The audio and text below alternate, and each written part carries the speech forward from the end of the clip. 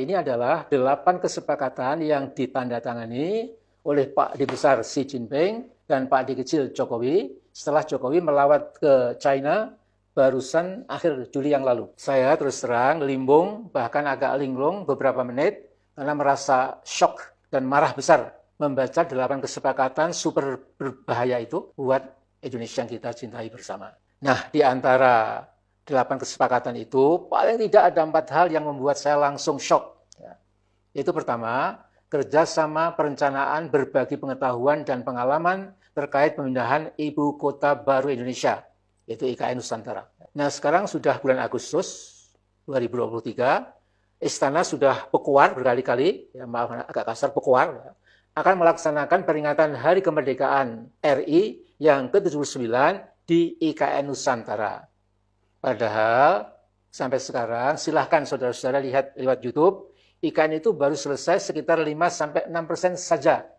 Memang ada channel tertentu yang mencoba ngibul yang mengatakan sudah selesai 30%. Nah, Luhut mengatakan tetap optimis bisa selesai tepat waktu dengan mengatakan sudah ada kesepakatan dengan Cina yang akan ikut membantu penyelesaian IKN Nusantara. Saudara sekalian, ya, sesungguhnya kalau kita mau objektif ya, mangkraknya pembangunan IKN Nusantara nanti, saya yakin sangat mengganggu stabilitas pemikiran Jokowi. Dan mangkraknya bangunan Hambalang tidak ada 1%-nya dibandingkan IKN Nusantara. Nah, bila akhirnya Cina lah yang menyelesaikan proyek super ambisius dan super irasional IKN Nusantara, sehingga tidak jadi mangkrak, maka ketergantungan Indonesia ke Cina komunis menjadi sangat mutlak. Ditambah dengan kerjasama Indonesia-Tiongkok dalam payung two countries, twin parks. Jadi istilah mereka itu Cina dan Indonesia, dua negara dengan taman kembar. Maka boleh jadi yang dimaksudkan adalah keakraban dan kemesraan Indonesia-Cina jangan lagi dipermasalahkan.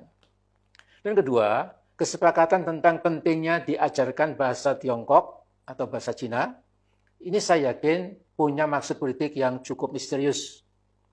Memutuskan sekolah-sekolah Indonesia harus mempelajari bahasa Cina, perlu kita waspadai benar-benar. Jadi, andai kata nanti, politik, ekonomi, bahkan hankam kita sudah dikuasai Cina, berkat politik Jokowi, semuanya itu ya, dimudahkan oleh Pak Jokowi, maka seperti Rusia yang melakukan rusifikasi etnik-etnik yang berada dalam Uni Soviet, maka Cinaisasi atau Chinization lewat pemaksaan bahasa Cina itu akan diterapkan buat bangsa Indonesia. Ini kekhawatiran yang real, ya, bukan mengada-ada. Ya. Kemudian, yang ketiga, dalam kerjasama di bidang kesehatan, ada rencana berbahaya, yaitu akan dilakukan pembangunan 30 rumah sakit Cina di kota-kota besar Indonesia. Saudara, tentu rumah sakit yang akan dibangun mirip kebanyakan rumah sakit di RRC, itu rumah sakit raksasa yang masing-masing dapat dibangun sempurna hanya dalam waktu 2 atau 3 minggu. Memang luar biasa ya, kemampuan teknologi Cina dibandingkan negara-negara manapun. Nah, bisa kita bayangkan bila di pusat-pusat pertambangan ribuan orang Cina atau Tionghoa sudah berkeliaran bebas seperti warga negara kelas 1, nanti di kota-kota besar kita juga akan lihat pemandangan yang sama. Mereka tidak bisa berbahasa Indonesia, tetapi lagaknya petentang-petenteng merasa dimuliakan oleh pemerintahan Jokowi, seolah-olah lagi-lagi warga negara nomor 1. Nah, saudara-saudaraku, ada yang keempat, yaitu kesepahaman tentang pusat penelitian dan pengembangan bersama antara Indonesia dan Cina. Nah, karena universitas adalah lembaga terdepan dalam urusan litbang atau research and development, maka di masa depan kampus-kampus kita akan menjadi tuan rumah para peneliti Cina yang malang melintang di kehidupan kampus.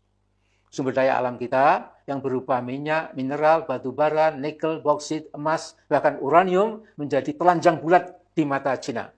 Sehingga negeri atau negara Cina, negara komunis raksasa ini bisa membuat peta yang akurat tentang kekayaan bangsa Indonesia. Nah, pada tahun 2006, TV Liputan 6 itu pernah menyoroti tentang perusahaan Perancis yang telah mengeruk uranium dari Kabupaten Melawi.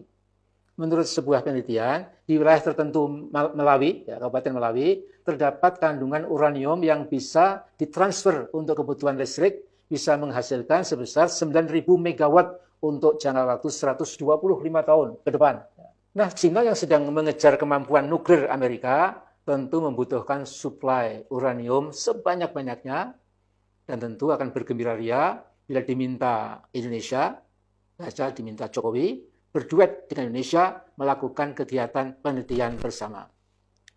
Nah, karena Indonesia selalu berposisi mengalah, maka bila uranium kita diboyong ke Cina, kira-kira ya boleh saja. Indonesia pada era Jokowi mendudukkan diri sebagai klien RRC.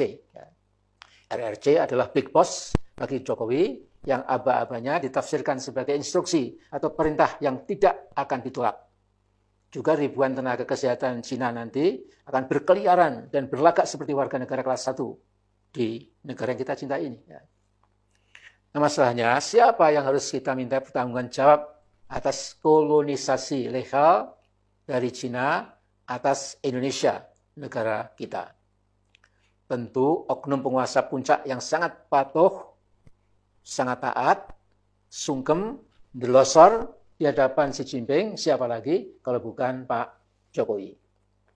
Nah, karena itu kita berlomba dengan waktu. We are racing against time.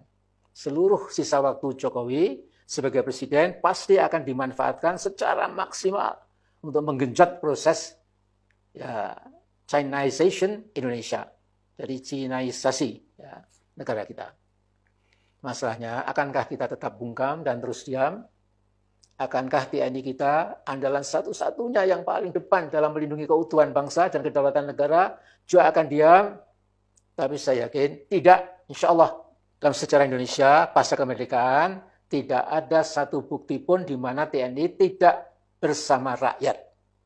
TNI hanya patuh dan taat pada pemerintah selama pemerintah yang sedang berkuasa memegang teguh Pancasila, Undang-Undang Dasar 1945, NKRI, Bhinneka Tunggal Ika, dengan seluruh nilai-nilai yang terkandung di dalamnya.